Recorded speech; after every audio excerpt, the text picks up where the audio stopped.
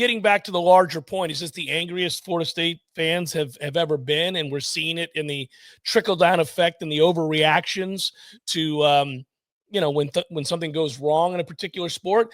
I would say that that's probably true. I mean, look, you feel like you're being held captive in a lesser league.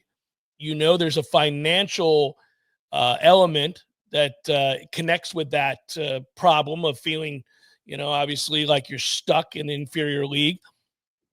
Florida State's not in the modern era of any successful sport ever gone 2-10 and been as dreadful as last year's team was. And they felt like they had the rug pulled out from under them because, look, we went 12-0 the previous season, 13-1 overall, won a conference championship, felt like the investment in Mike had been successful, and now we were going to be operating on an elite plane. The next thing you know, the snub happens. It's unprecedented, and to have an unprecedented thing happen to your team is very difficult to stomach. And then Mike didn't help himself by following that snub up with a season that is also fairly unprecedented. So, yeah, I think and basketball's not competitive, hasn't been.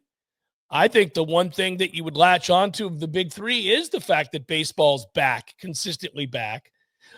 We know the soccer program is going to be great, but it's soccer.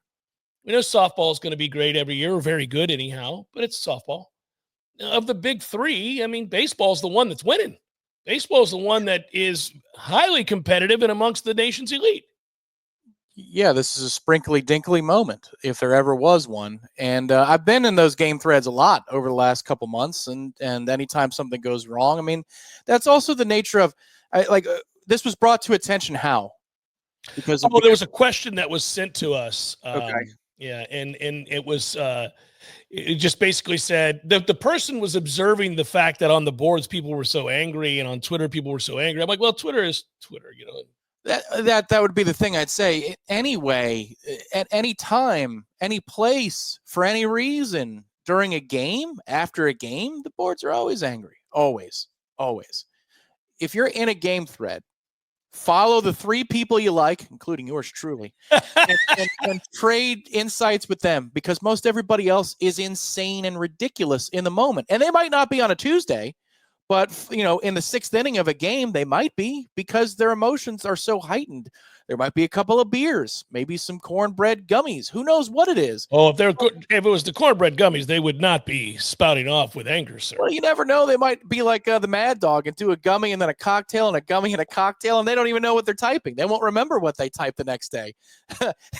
I split the gummy in half. I'm going to have a half a gummy. Then I'm going to watch the 12 o'clock game. I'm going to pour myself a cocktail, and then Jordan Travis comes on at 3:30. I'm going to have another half a gummy. Like, you never know what people's routines are. So, first of all, you're looking in the wrong place if you're looking for positivity. That would be the first thing. Secondly, yeah, it's a trickle-down effect. 100% it is. Because usually when you're bad in football, if you are for a given season, there's a drastic change made, and there's good recruiting that comes behind it. Well, we're in a different era. Now, you could point to and say that Florida State has brought in several high-level prospects. That's great, but what have they proven in the last 5 years about development that makes you say, I'm glad we got that 4-star. He's going to be better here in 3 years than he was on the high school trail. That's what this new staff's charge is, to develop those kids that we bring in, that we herald on a signing day, and hope that they become something more than what they were when they walked through the door. They've done that with transfers, but not so much with, the high school kids. So there's no source of good news. So you're feeling this angst in the moment that your bullpen comes in and blows a game on Friday that we never should have blown, and the win percentage and probability is 99 plus. Everything you do on Saturday, everything you do on Sunday is going to piss you off unless we win. I'm telling you, the existence of that game thread on a Saturday where Jamie is shoving in the first 2 innings says that Jamie sucks, that he's not a first-round pick, that this is awful, that we're going to lose, and we're going to lose tonight, and then magically by the 6th inning, well, you know what? Jamie's pitching very well. I got to say, this is a solid effort. This is the natural experience of the fan, and one that needs to really just put it on a piece of paper, put it in the door in their bedroom before they open and go into the world, so they see it every morning that says sprinkly dinkly, because that's where we are. Yeah, and following up on that, Tom, to what we were just talking about, I was talking to my dad the other day, and he's kind of a hope springs eternal guy. A lot of times when it comes to FSU football, he can have the hard conversations, and you can talk about, whether or not a guy should be fired, and he doesn't want to start over. And that's really what I think this is. I think this is a lot of people scared to death. We've got to start over again. And we've been doing a lot of starting over with great frequency. If you think back, like, we thought we had our guy. Jimbo Fisher won a national title, won 29 straight games. Everything was right.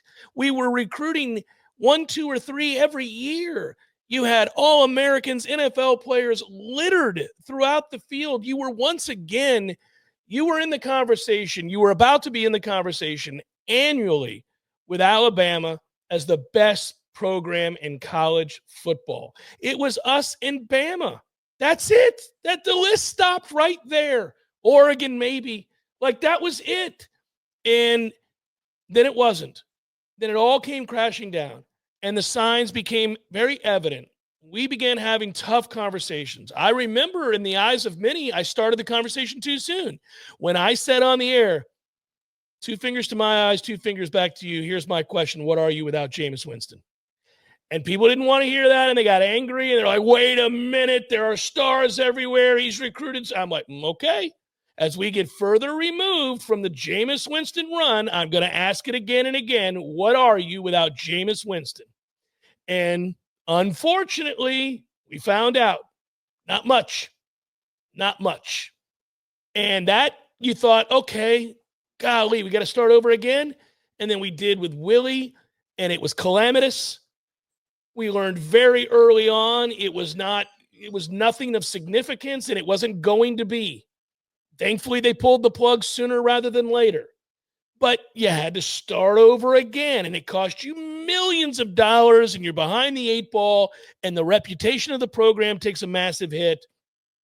And then you go out and you kind of really are relegated to taking an upstart, up-and-coming coach from a small conference, because you really don't have access at that point to the big-time coaches. So you bring in a Mike Norvell, and you take your chances about a guy that's got a burgeoning reputation as a go-getter, hard worker, and somebody that kids love to play for.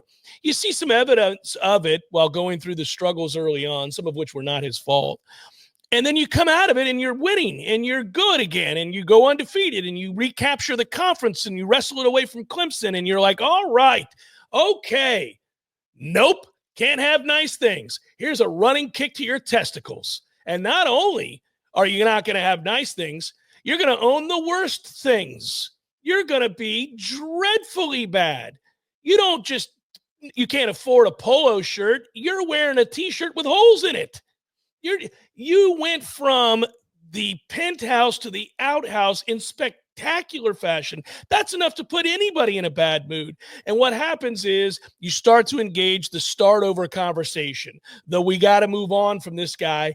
And people are broken and hurt, and they don't want to do it. And they say, no, not again. I can't.